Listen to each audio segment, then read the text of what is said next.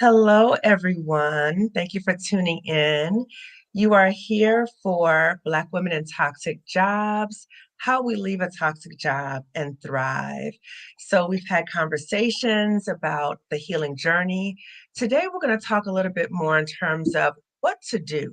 So, once you realize that your job is toxic, and unfortunately, as Black women, we often have more than one experience of a job being toxic. So, we're going to speak from the perspective of Jamilah and I, my guest, we've both been in a toxic job and we both left. And so we're going to share information with you about our experiences, but also how do you leave and thrive? Many people want to know this, okay? So I'm going to now turn it over to my guest, Jamilah Pitts, for her to introduce herself, who is Jamilah's my Spelman sister. And we are going to get right into the conversation after Jamilah introduces herself. Yes, yes. Thank you, Kamani. Always just really excited to share space with you. And I'm so grateful for just the healing and real spaces that you create. So, good evening, everyone, or for folks who are going to watch the playback. My name is Jamilah Pitts. Yes, I'm a proud Spelman alum. And so Kamani and I are Spelman sisters. I am an entrepreneur now. So my background was in education, and we'll get into that work and that shift. But I currently run my own consulting firm named after myself, Jamilah Pitts Consulting. And so I do a lot of work with schools and organizations that serve young people around racial equity, social justice, and wellness. I am also a wellness professional and yoga teacher, and I started an organization. It's called Imprints. And we focus on really serving women and girls of color at the intersection of justice and wellness. And we do that through a variety of mediums: coaching, consulting, yoga and wellness retreats, and publications. So I'm Wow, super, super excited awesome. to be here and to dive into Yes. this conversation with you. Absolutely, absolutely. And I see in the chat somebody said more than one experience indeed, sigh, right? So as Black women, I know that I think with all the guests that I've had, that we've had more than one traumatic or toxic work experience. So I'm just going to just throw it something out to the audience as you're listening now. If you have had one or more toxic job, if you could just put in the chat, yes, me too. Okay. Just so we are in sync with one another, because I know that many of us have had this, right? So Jamilah, we're going to just start right into your experience in terms of, can you share in terms of the one that you would like to share with us about the toxic work experience? What was it like? What was that experience like for you? Yeah, so I'm standing in agreement with you. Definitely more than one toxic work experience. Um, as an educator, for sure, working in schools, working in urban schools, but the particular um, environment or job that caused me or led to my resignation um, was an environment, unfortunately, where I was working alongside other Black women. And I know that we Mhm. had a conversation around just the nuances and the complexities of that, and how Yes. the harm is almost doubled and tripled when it's that type of predicament or environment. But I was working as a school leader, and ultimately, I just was not being supported. I think in many spaces, and this probably doesn't exist just in education, but in order to meet certain quotas, right? Or Mhm. particularly in this time of this really delayed, work that is happening around racial equity or DE and I, there is this pull and this language and rhetoric to really get us in the door and sometimes get us in leadership positions like I was. And not to suggest that we are not qualified, we tend to be overqualified for these True, positions. true. Yes. But it was an environment where I was not supported.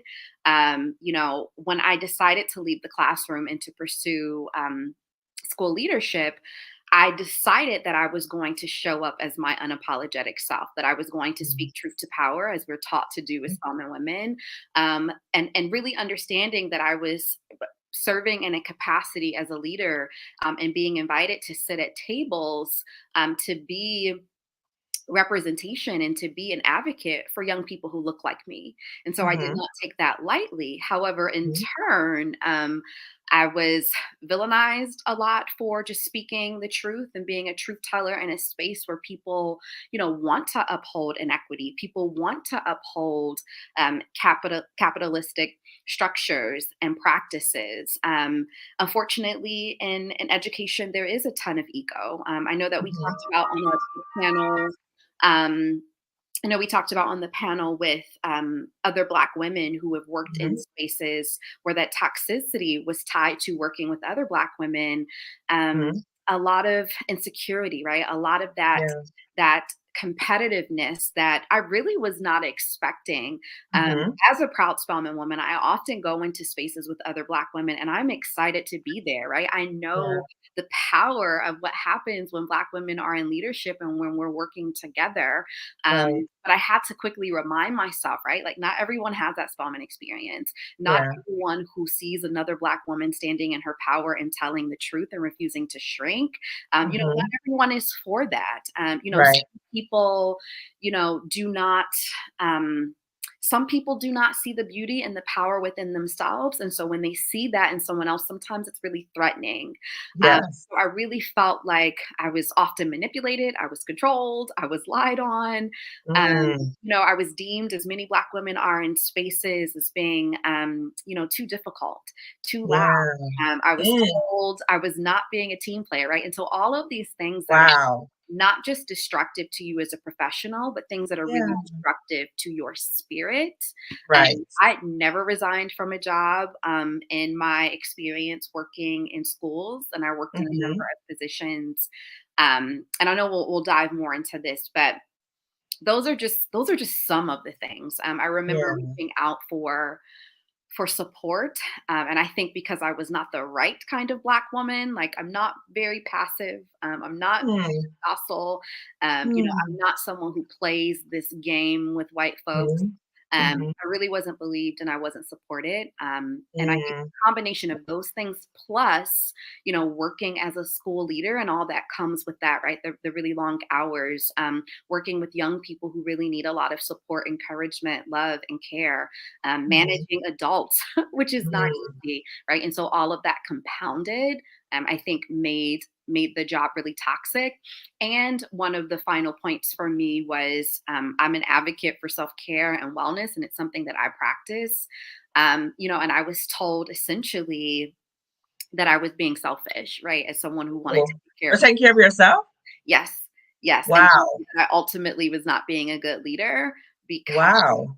of that, right? And so all of those things combined, and these are the things that I could like just try to remember, um, made for an incredibly toxic environment. Yeah. So, Jamila, I'm wondering if you could speak a little bit more in terms of you talk about the nuance in relation to these women or other Black women. So, in terms of, you talked also in terms of, sometimes being threatened when another Black woman is presenting in a certain way. Can you speak more specifically? Because I know we talked about this in the All Skin Folk and Kinfolk panel, so I'll Mm, put that in the description section too. yeah. But in terms of how painful it is when it is another Black woman or other Black women. Can you speak a little bit more in terms of what makes that so painful? Yeah, I think that's been, even still, and it's been years. It's even taken me years to even begin to talk about this like on a platform. Mhm, Um, it is I think that is the hardest part. And it's difficult to be able to even articulate or describe that, right? As again, as someone who loves, trusts, mhm, fully supports Black women and girls, mhm, um, I was blindsided. I really was not expecting it. I think that sometimes when you go in positions, or you, particularly in leadership positions, there are behaviors that we expect from white folks, right? We mhm, expect white folks mhm. to sometimes be as they are sometimes. Right. Or be threatened by us, Yeah, right? Or right. having to Yes. navigate certain ways of being, right? But when it's someone who looks like us, Mhm. it's even more like, "What? Like, Mhm. are you kidding me?" Yeah. Yeah. Yeah. So I really wasn't expecting that. And often when I do have the conversation with family and friends, they say, well, this person was obviously like intimidated by you. This person Mhm, obviously didn't feel very secure in themselves and their Mhm. leadership, and was taking these things out on you, right? This Mhm. person really wanted to control a situation. That was one, person that I was working with. Another person that I was working with, and I try to be really, really compassionate and understand like where people are coming from when they're making decisions. But there was someone else who I think for some of us, for some Black folks, when we get into leadership positions, we tend to shrink and contort because we don't want to rock the boat, or we don't want to rock the Mhm. boat too soon. We Right. don't want to jeopardize, right, like our job security, which makes a Yes. lot of sense. But So I the think, golden handcuffs, right? 'Cause I'm yeah, getting a lot of money, so I don't wanna jeopardize this. yeah, Yes. yeah. And I think what was really difficult for me was, we talked a lot about what our work was going to be, right? Like as Black women in this position, right? We Mhm. talked about the importance of liberation and of doing, work that was really truly rooted in anti-racism, and understanding Mhm. that, we're standing on the front lines for our kids Yeah. who don't often are not invited into, and who don't have access to these conversations. And Yeah. so it's super important that we be in these spaces, right? And that we advocate, right? And so we're having those conversations behind closed doors, but when we get in front of the white folks, the only person who's speaking truth to power is me, right? And so I'm Ooh. starting So to look just at put this. you out there, right? And Yeah. like she's just the only one. Like don't we don't speak how she speaks. So don't look at us, right? So it's interesting. It's like Yeah. that slave mentality, Yeah. right? It was Like like the not wanting. ultimate betrayal.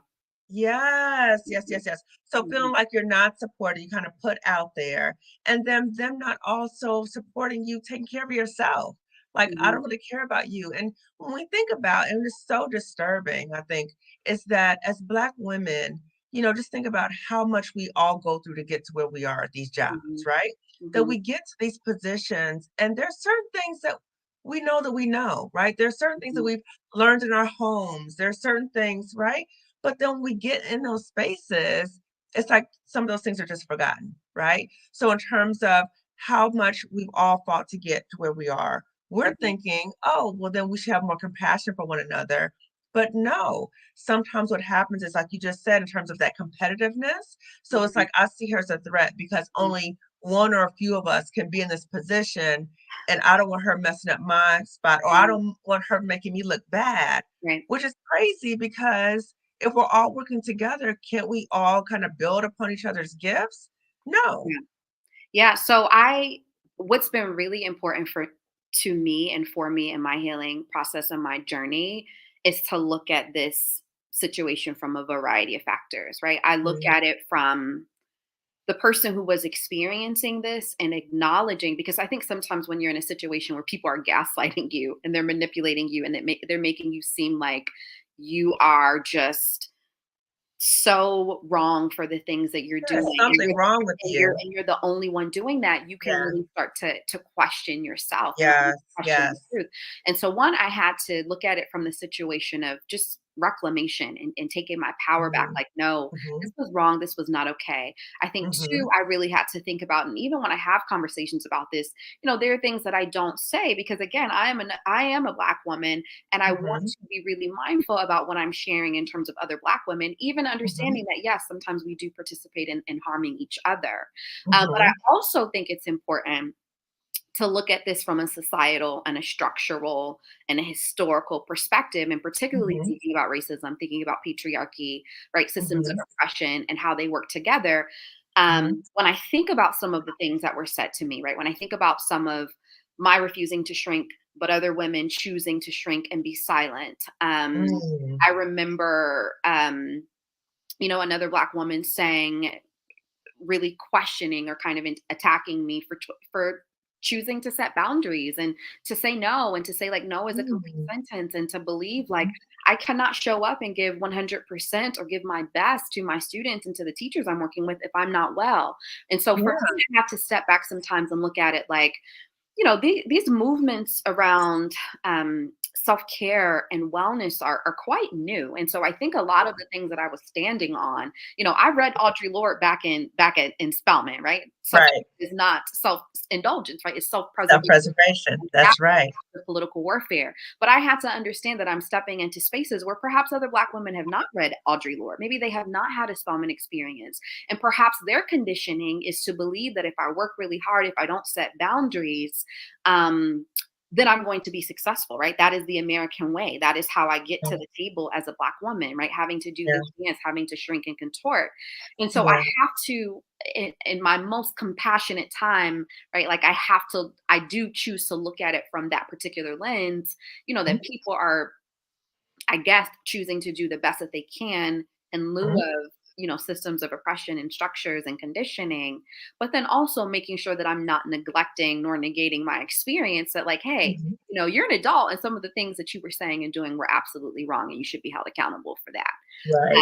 And I think, Um, Jemima, too, when you talk about the contextual, the historical part, right, that comes to all of our spaces. So in terms of that systemic racism, but also in terms of as Black people, how we have been brought to this country and been taught and conditioned a certain way of being, right? And I saw somebody in the chat also actually talked about that, the divide and conquer, right? So as yeah, Black people, certain things that we've been told in terms of not trusting one another and seeing another Black person as a threat.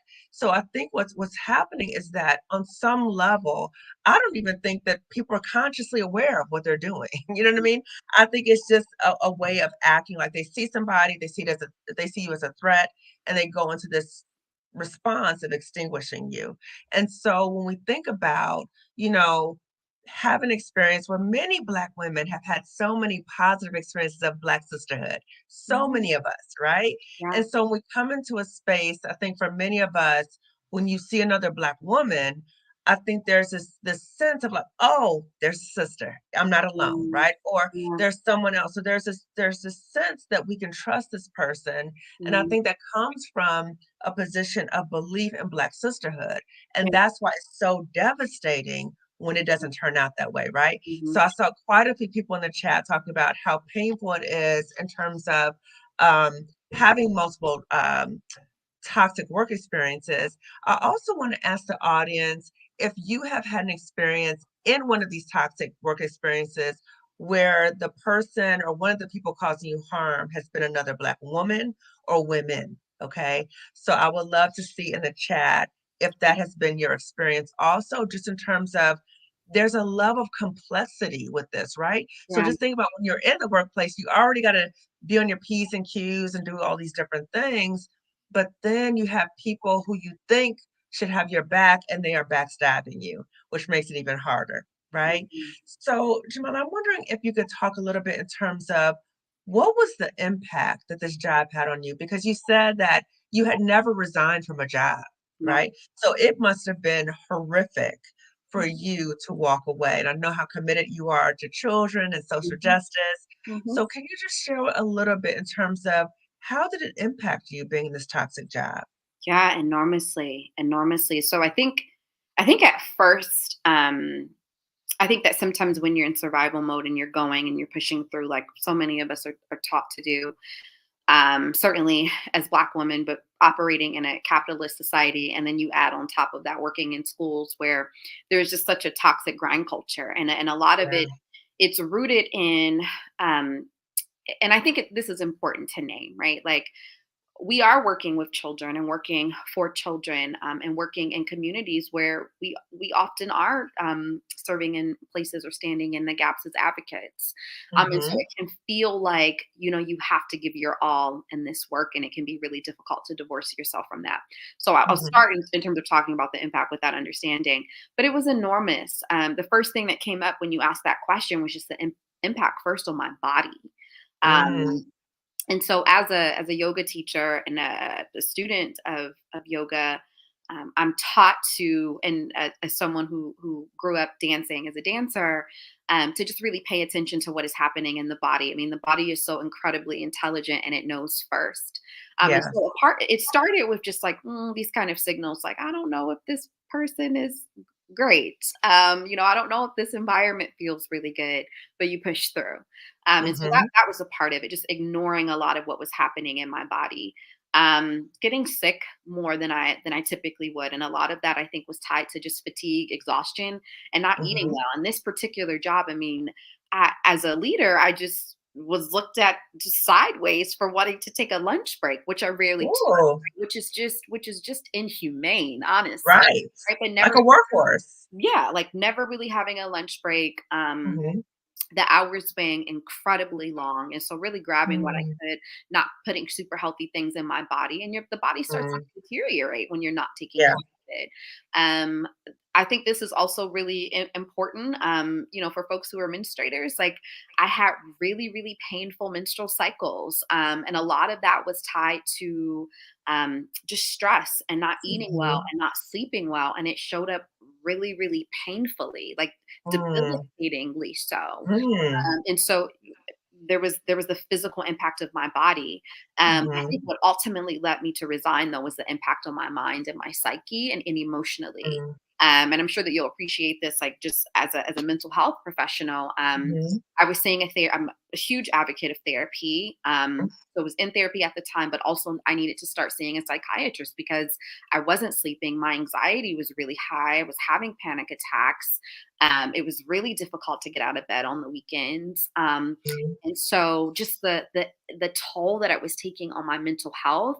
mhm, I think when you're in an environment where you are feeling like, okay, well, obviously it's my words and my advocacy and me telling the truth and me pushing back that seems to be getting me in trouble. Well, let me not say anything. Right. And so it's not mm. designed, first of all, our body is not designed to hold that much stress, right? Our psyche, Yeah, we're not meant to hold energetically, mentally, emotionally. yeah, We're not meant to hold all of that. Right. And so yeah. I don't have anyone to talk to. I don't know that I have a safe place and this not come back negatively on me. And so Mhm, a lot of it was just I'm holding it in, and that mm, starts to create this mental wear and tear. I did get to certain points of, like, I don't want to lose my job for doing what I thought I was hired to do, which is to advocate right. and do excellent work for children. Yes. Um, and so, yeah, that mental toll and all of the different ways that it showed up. Mm, And then I think Dr. Bettina Love talks about this in her book, and she focuses it on children in terms of talking about the spirit murdering mhm. Yes, yes, but as an adult, as a Black woman, there was the spirit murdering that's happening to me, right? So yes, to work alongside Black women and to not be supported, right? To feel really maligned and attacked, that kills your yes, spirit, like that crushes yes, your spirit. To have access to people who are in these positions who are ultimately making really, really powerful decisions for young people, and to not be taken seriously, right? Or to be dismissed, or to be maligned or demeaned, like a lot of those things are really, really hurtful to the spirit, right? yes. I used to say to myself, I know that I am showing up to this job doing the absolute best that I can, and Mhm, yet and still, mhm. all of these issues are arising, and a lot of it coming from folks who look like me, right? Like, Yes, not just Black women, but also Black men who were also playing the game, right, to get to yeah, where they wanted to get to. And so a lot of that becomes really crushing on the spirit. And yeah. so, yeah, just mentally, physically, emotionally, energetically, the impact was enormous. Yeah, I want to speak on that. Like when you talked about Dr. Bettina Love, I remember reading that in her book. And just as you were talking about that, I resonate so much with that. And I can imagine the audience does too. But in terms of the experience happening to you, but what it does to you psychologically, what it does to you spiritually, right? It crushes your soul. It's like a soul sucking experience. And you go through this because you think about as you come into jobs, especially when you're working with children, you are so invested in doing the best by children, right? And when you see people so-called playing the game, I just find that so disturbing. So I'm like, the game at whose expense, right? So are you playing the game and not caring about what really happens to the kids for your own benefit? But when you also talked about how it really takes a toll on you psychologically in that sense of what am I doing here? Like it just makes you question like your whole reality. Like, what am I doing here? What is this about? Why am I being punished for trying to do what's right? Right. And then the other part in terms of being maligned, right? Or people, going against you in so many ways. I call it like a psychological lynching. And I know that's a strong term, but that's exactly how I felt, right? So Mhm. in terms of you are doing these things and people are maligning you, people are undermining you, right? And they're trying to humiliate you in front of others so that other people stay in line. Like, oh no, I don't want to do that because I saw what happened to Kamani, so Right. I'm not going to do that too. And so it's very traumatizing. So Jamilah, can you share with the audience what was that moment you talked about? It was taking an impact. What was that deciding moment? Because I think a lot of Black women are in the same situation. They may start, at first, they might ignore the signs. Then they may start acknowledging the signs, but it's like, oh, I can't leave because I got to pay bills, or I can't leave because da da da. I can't leave because da da da, right? Mhm. But it's important for us to be clear about. Sometimes there's that deciding moment, like it's either me or this job, right? So, what was that deciding moment for you, Jamila? Yeah, I think there were multiple things. Were multiple signs and flags, and many of them I ignored. Again, this was not necessarily the first. This definitely wasn't the first school I worked in. It definitely wasn't the first toxic environment. I think if you work in schools, I think there's a certain level of it that you get used to. But Yes. it just was particularly harmful. There were a few things. When I think that sometimes when we're working in positions and leadership, you don't want to be the person who goes to like HR or the Mhm, person who is seeking to get someone in trouble. So mhm, I really was not doing that. I was really so there were a number of things. I was going directly to one of the other educators who was just um, really I try to be careful with my words. Um, a really large perpetrator of the harm, and ooh, I tried to have a number of conversations, right? The person wouldn't show up, the person would ooh, prolong our meetings, or passive prolong aggressive. I'm not gonna even show up. to run into other ones, right? And I would name like, I think it's super important that we, have this conversation, right? Right. That we are resolving conflict in a way that is healthy, right? That I'm able to communicate what is happening. It's not okay, right? And so there was a lot of the avoidance, a lot of the being dismissed. I'm like, okay, that Mm, particular scenario is not going to work, right? So I mhm, went to another leader who happened to be a white woman who just was mhm, not trying to hear it, right? I think, again, in these types of situations, when you are the one person who is speaking to mhm. power, it seems like you are a liar. Right. Well, Yeah, you're the problem, right? Because 'Cause you're right. messing up the whole system. You're the problem. You're the only one Yes. saying these things. You're the only one Mhm, saying these things, right? So by mhm, speaking to this white woman who's in this leadership position was not helpful at mm, all, like, not mm. supportive at all, and again, I think it was just like, which Black woman am I going to support? Well, it's not gonna be the one who's saying all these difficult things, who's even called me out on some racist things that I've done and said, Ooh, or some okay. things that are not great, right? Yes. And so that was not a helpful angle to move. Mm, There was another Black woman who was experiencing very similar harm, mm, and having conversations with her about how are you navigating this, like at what point are mhm, you going to say something, right? And this person choosing to remain silent, and I'm like, mm. okay, so right, so Wow. trying to be strategic, um and other people just weren't supportive, also because I was in a leadership position. It was not wanting to disrupt the environment and the culture of like our school with our kids, and Mhm, also our staff, um mhm, as a leader. And so I was really limited in where I was sometimes in these leadership positions, it can feel just really isolating and really lonely. So I was really limited there, which was taking a toll. And I'm still thinking at this point, I'm not going to walk away. Like there's a resolve. Mm, I am someone who's just like, I will try to push through it. I will try to make it work. Like it's going to get better. It's going to get better. It's yes, going to get better. It'll blow over. It's going to get better. And it didn't. yes. And there was And you try everything to make it better. everything, everything. Yes. Then it started Mhm. to get really, really serious.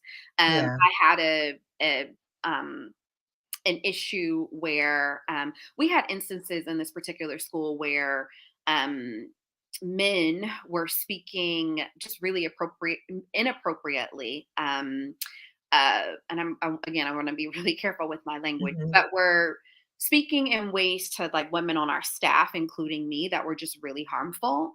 And Mm. right, again, that same person just being unwilling to handle conflict, Mhm. and handle the situation in ways that could be fruitful and healthy. And so ultimately, I started to feel really unsafe in a lot of ways. Um, Yes. but I think the final decision was were conversations with my therapist and my psychiatrist and a retreat that I went on. Mm. So I spoke to my therapist at the time and my psychiatrist. Both recommended a medical leave. It was just something I'd never used. Again, I'd never been in a situation like this in a school. So I finally got myself to the point of like, you know what? If you don't make this decision for yourself, your body is going to make the decision for you. And also, I'm at a point at this particular point where I'm not being the best for kids, right? Like Mhm. because I'm under so much and I'm not being Mm. supported, it's best for me to step away. So I took Yeah. medical leave for a week, and then the following week was a break, and I had planned like months before to go on a wellness retreat to Bali, Mm. and decided to go on that retreat. And while I was there, I think there's something really beautiful if you can about just being able to step away from a particular environment. Mhm. It allows you to just see your world, to see yourself, to see your space from a different proximity. And I felt really held in Bali, and I Mhm. felt really safe there. I was in a community of women that was incredibly supportive. And it just became very clear that I could not go back to the Wow. situation. Like, I just couldn't do it. I didn't have anything lined up, which is so Mm. me. Like, I was very much a planner. I wasn't entirely sure, like, how I was going to do it, but I knew that I could not walk back into that same situation. I knew that I was not going to be okay. And so while Yeah. I was in Bali, I had that conversation with my principal. Mm. I put as much in the resignation letter as I could. Again, just wanting to speak truth to power and wanting people to understand like these are the things that you did that have led to this decision and the impact Yes. on me. Yes. Um, I sent a farewell note of just like gratitude, really deep gratitude to my staff and to my students. And Mm. I did not return. And I guess like part two of that is this was in February 2020. So obviously, Wow. right, I'm in Bali. I did not know what was going to happen in March 2020. And by the time Right. I was living in New York at the time, by the time I got back to New York,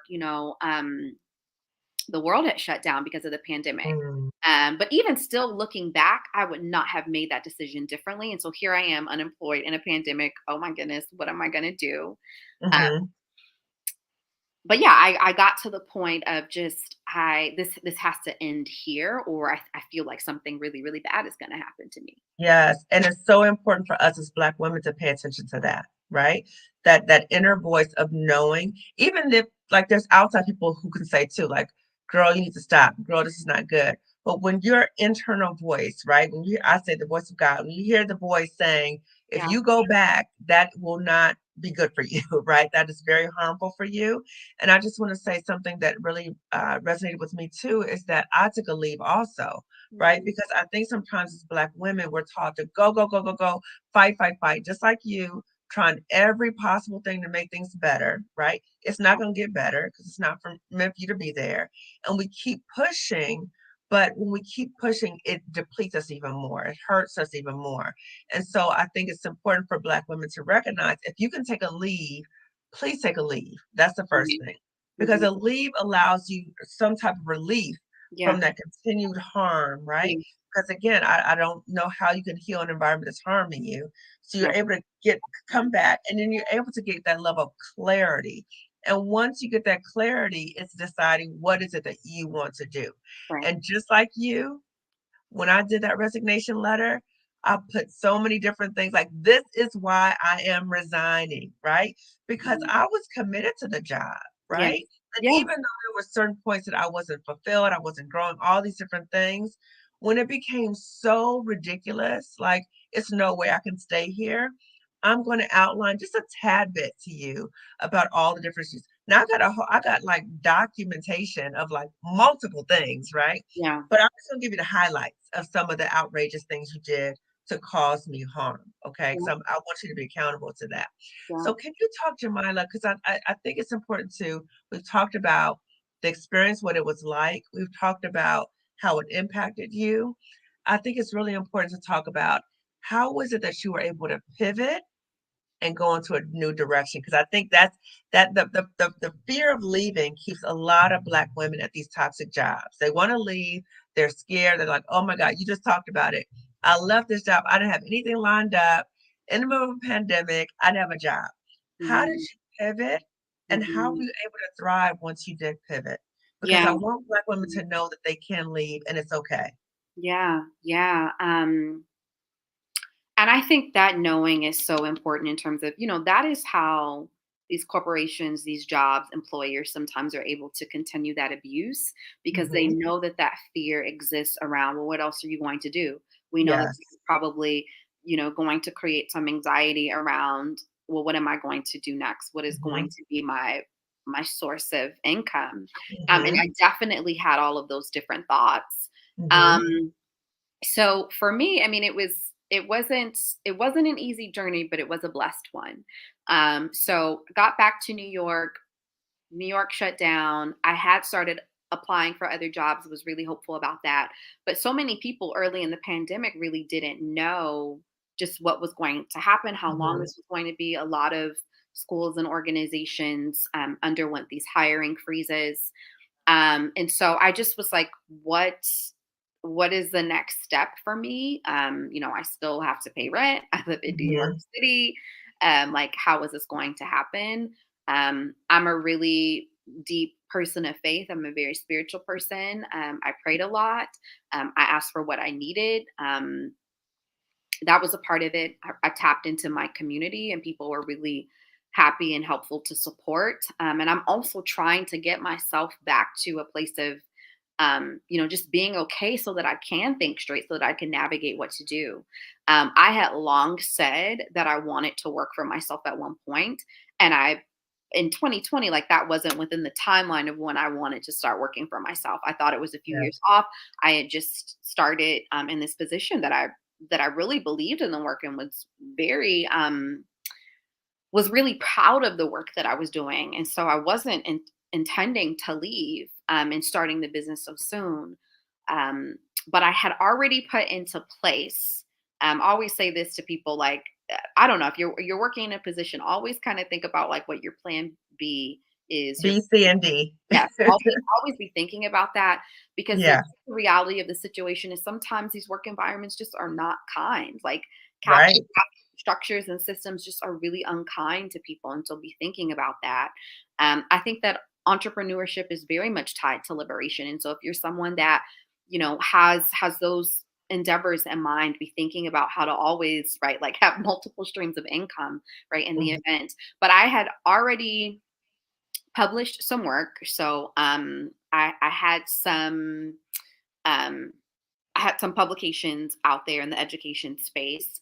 I had already created my website, but I had not shared anything about the website because I felt like I didn't need to. I was Mhm. here at this job, right, until I wasn't. Mhm. Um, Right. so I really just I took a leap. I decided to just change my LinkedIn. Um, announce on social media what I was doing, announce to my networks what I was doing. And because of the reputation of my work ethic, because of the excellent work that I do in education, especially for Black children, right? Because of people who knew my character and who know me, who understand like just how I show up professionally in spaces and how I'm committed to this work and committed to young people, interests and opportunities started almost right away. Yeah. And I kept saying to myself, well, let me start applying, let me keep applying to other jobs. And what would happen is, as I was aligning with just like my healing journey and my prayer journey, so many opportunities came in that I didn't have the time or the need to pivot to like traditional work. And so Yes. we're looking at 3 years now where I've been able to work full time as an entrepreneur, and a lot of people don't get here right away. But because of certainly just like faith, and again, it being a really blessed journey, but also starting to sow those seeds earlier in my career. Like I started to present at conferences. One of my first clients was someone who came up to me, loved what I presented at this conference, and wanted me to come in and do work with their teachers at their school. Um, Hmm. and so it continued from that. Also, we were during the pandemic. I'm a yoga teacher. A lot of people were trying to think about ways to cope and to heal and to feel restored. And so I started teaching yoga virtually. I held my first retreat virtually for educators of color. And so the opportunities just kept coming in. I continued to write. I had been approached to write a book sometime before, but I hadn't really had the time to put in the time to do that. I was then able to put the time and the energy into writing my book, and really essentially with all of that just kind of building my own empire, right, with consulting, with publishing, and with my wellness work.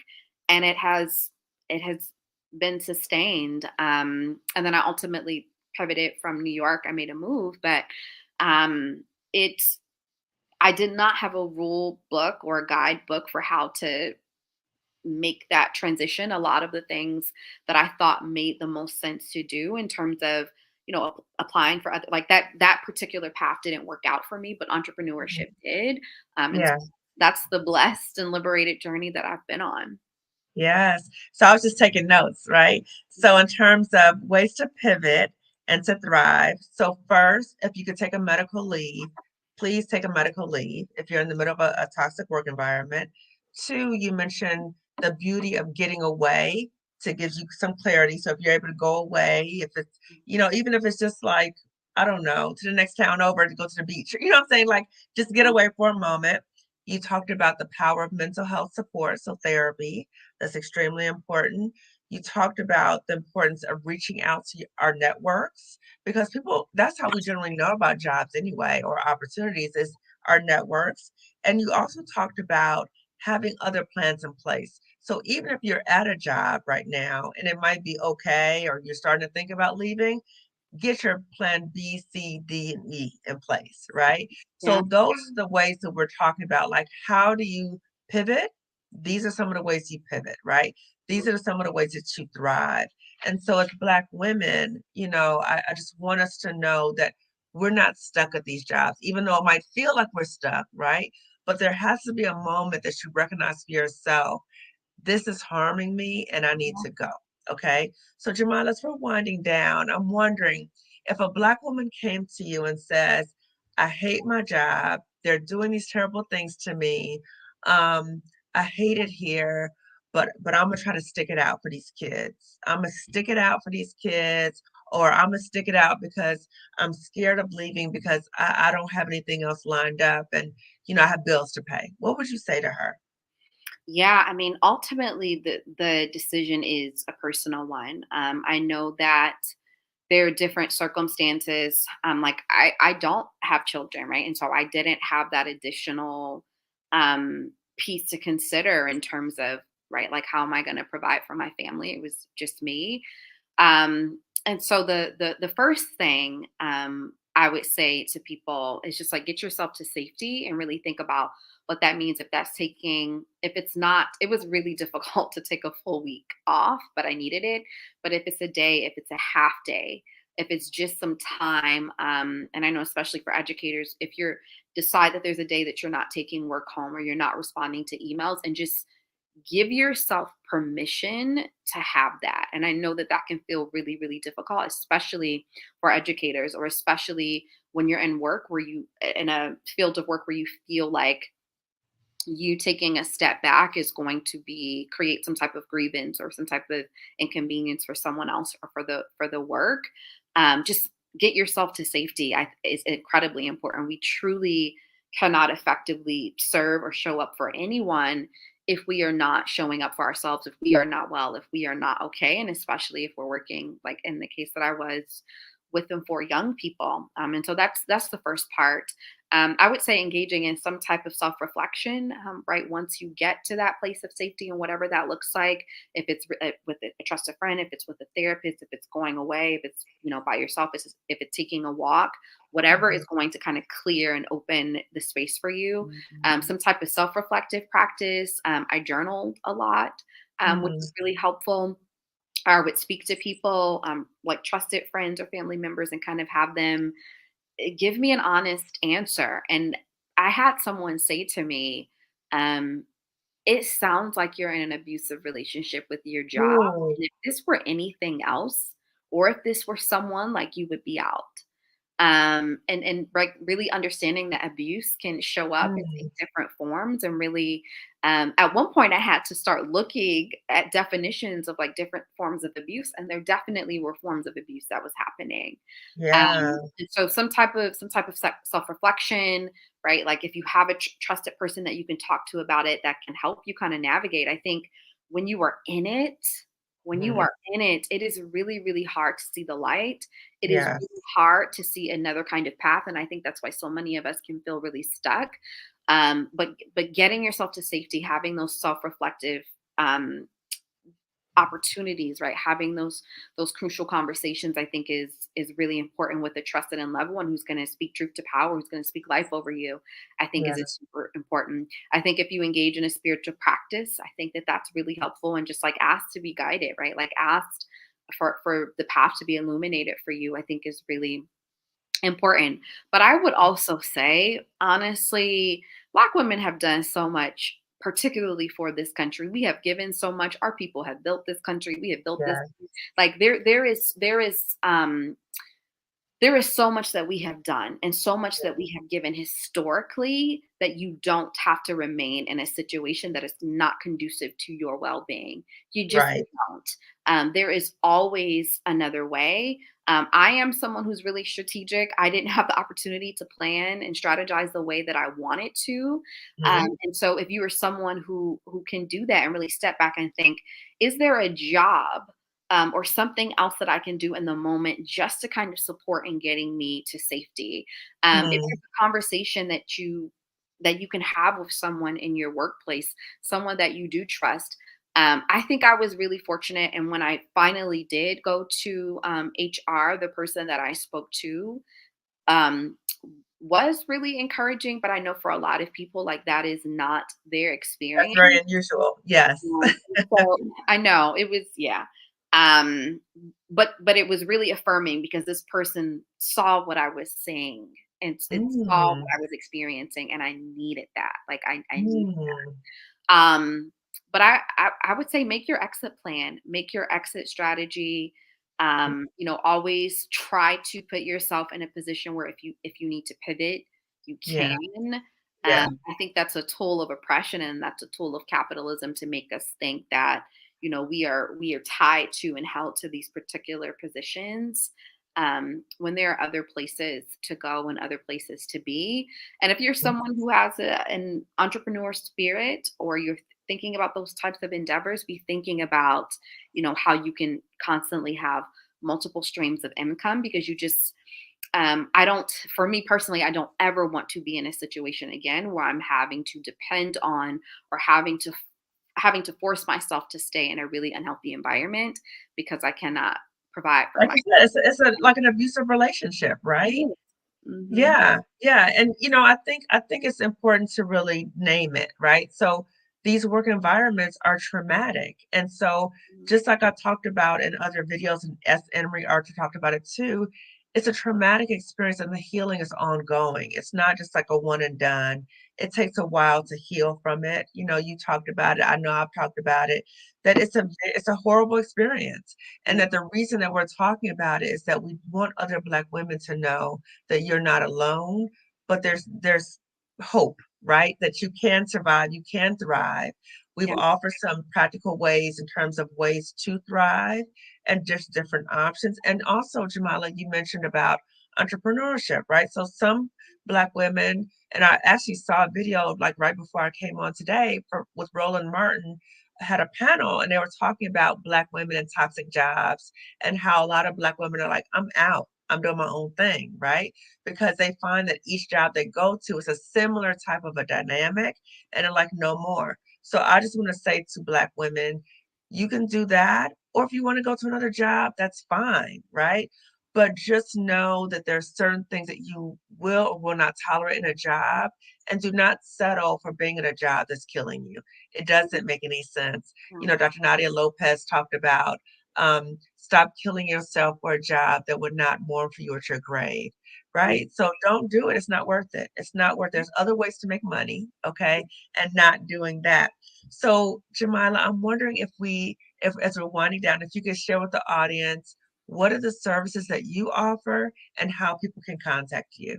Yes, yes, absolutely. And I'm so fortunate to be able to work in this way and to have been sustained in this work in this way. It's truly liberating. So again, I have two businesses. The first is consulting services for schools and organizations that serve young people, particularly, I like to say, students of the global majority or students of color. And so the business is Jamilah Pitts Consulting. My website is jamilahpitts.com. And so coaching, consulting, wellness services for schools, but all through the lens of racial and social justice and wellness, which is incredibly important, especially now, and more folks are gravitating toward that. And the other business, She Imprints, is sheimprints.org, is an organization that I launched that serves at the intersection of wellness and justice for women and girls of the global majority. And that is really focused on making sure that we are well holistically, right, in all areas of wellness. Radical self care, making sure that we are mentally, physically, emotionally, spiritually, financially well. Yeah. And we do that through curriculum design, coaching, both group and individual, um, partnerships with schools, and particularly working with girls organizations, just corporations where right they're Black women in positions of leadership or spaces similar to how we were, but really didn't have that support, and so providing that, and then also yoga, meditation, and wellness retreats. Awesome, awesome. Mhm. So I will put all of Jamala's information in the description section for YouTube so you can contact her. I also want to talk about services that I offer as well for Black women who are leaving a toxic job or want to leave a toxic job in terms of dealing with that grief process, dealing with all that psychological harm Yeah. that you are experiencing in the workplace so that you can process that and move forward so that you don't take that on to your next professional opportunity. Okay. So I will put information about that in the description section as well. Now, I said I wasn't going to do this. I said I was going to try to do better with the chat. I was doing better at first, and then I kind of slacked off, right? So I do want to make sure that I do get the comments in the chat also. So a lot of thank yous. A lot of people saying they had multiple traumatic or toxic work environments. And in relation to DEI, sadly, I feel so many organizations are leaving their DEI initiatives in the past. It's sad to see. I've heard a lot about like a backlash about DEI work also. Mm. Yes, and the lesson is that the surprise resistance may come from those who have colluded with the system they formerly were seeking to change Wow. as a means of their own survival. Wow. These are meaningful conversations. Thank you for creating this space. That was deep. Mhm. Yes. So, like, just like you said, probably when you came into the job, you know, you guys came together talking about how you guys are going to support these children and fight for social justice. And then you're like, wait a minute, why am I the only one waving a flag? Why am I the only one out here, right? So Mhm. yes, I think a lot of us have that experience. Being lied on in the workplace is damaging in many ways. It really is. Thank you, Jamilah, for sharing your experience with vulnerability. My hope is that the care you need after giving of yourself is returned tenfold Well, to thank refill you. your bucket. That is so Thank you. sweet. I would love to continue to learn from you. Awesome. I have to sign off now, but look forward to sharing in future conversations. And then to me, thank you for the guiding, the conversations, and giving back. Wait, okay, Um, let's see. Wow, it's really popping. Okay. Um, let me go. Okay. Very disturbing. Historically, we have been conditioned via the rule of divide and conquer, Yeah. black on black crime in the workplace. Yes, I've been treated horribly by a black female leader. I'm still healing as I have PTSD. Yeah. Yes, it's all bad. Yes, from both Black women and white women. I also was an educated university where the dean, assistant dean, and co-workers, all white women, targeted me because I was the only Black professor. Wow. Well, Yes, I've had opposition with a Black woman, HR assistant superintendent. I still have problems overcoming the damage to my reputation and the emotional damage I'm trying to overcome. Yes, I so relate to that. And I just want to say, sis, please get the support you need. mm, I have found therapy to be extremely helpful for me yeah. in that process. Yes, my anxiety increases. I move closer to my job every morning. I remember, I mean, like literally every morning, it would be hard for me to get out of bed. Yeah. Okay. Yeah. Very crushing to my spirit. That level of institutional betrayal, for example, people of color who choose to use the narrative created by white colleagues that will feed efforts to make you uncomfortable and confused with hopes you leave. Yes. Like, let's get rid of her. She's messing up our good thing. Right. Yeah. Um, I was encouraged not to go to HR and to work it out, but someone went to HR on me.